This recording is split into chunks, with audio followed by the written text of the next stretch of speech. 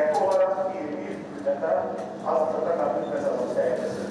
Azərbaycan ərazisində qanunsuz fəaliyyət göstərmiş və tarixin zibilliyinə atılmış separatçı rejimin liderlərindən daha biri üçün yolun sonu bəlli oldu. Sülh və insanlıq əleyhinə cinayətlər, müharibə cinayətləri, terrorçuluq, terrorçuluğu maliyyələşdirmə ilə bağlı maddələr və digər ağır cinayətlərdə təqsirləndirilən Ermənistan vətəndaşı Ruben Vardanyan qəti olaraq 20 il müddətinə azadlıqdan məhrum etmə cəzasına məhkum edildi. O cəzasının ilk 10 ilini həbsxanada, qalan 10 ili isə ciddi rejimli cəza çəkmə müəssisəsində çəkəcək. Cəza çəkmə müddətinin əvvəli faktiki həbs olunduğu vaxtdan, yəni 27 sentyabr 2023-cü ildən hesablanacaq. Məhkəmə iclasında təqsirləndirilən şəxs bildiyi dildə tərcüməçi, habelə müdafiəsi üçün dövlət hesabına vəkillə təmin olunub. Vətən müharibəsində qələbəmizin ən mühüm hüquqi nəticələrindən biri ordumuzun döyüş meydanlarında qazandığı qələbənin sonra 30 il ərzində işğala səbəb olan qüvvələr üzərində məhkəmə orqanlarında aparılan mühakimə prosesi. Silahlı qüvvələr döyüş meydanlarında vurduğu zərbələrlə öz cəzalarını çəkməli olan qüvvələrə o nəticəni yaşatdılar.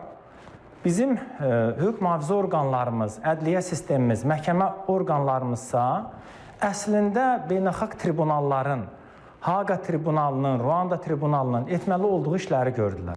Açıq keçən məhkəmədə faktiki dəlil, faktlar, zərər çəkmişlərin ifadələri, təqsirləndirilən şəxslərin dedikləri işğalda Ermənistan silahlı qüvvələrinin məsuliyyət daşıdığını üzə çıxardı. Bir ildən çoxdur davam edən məhkəmə prosesi həm də onu göstərdi ki, insanlıq əleyhinə və müharibə cinayətləri törədən şəxslərin ədalət mühakiməsinə cəlb edilməsi münaqişələrin ədalətli həlli üçün ən məqbul modeldir. Ruben Vardanyan həkimi durub yaxşı tökəcəklərsə, töksünlər. Xeyri yoxdur.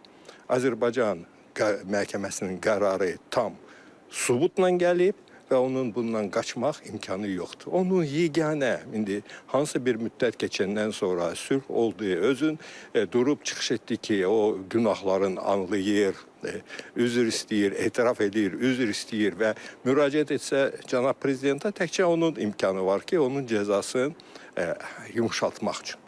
Ancaq onun cəzası tam demək olar ki, hüquqa söykənir və onu hansı bir yerdə dəyişdirmək, Azərbaycanın hansı bir təzyiq altında onu dəyişdirmək imkanı olmayacaq.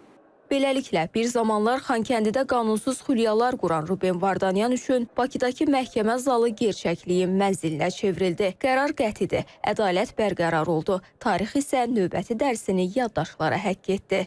Ləman Bayramlı, Fariz Quliyev, Ramiz Bədirzadə, İTV Xəbər.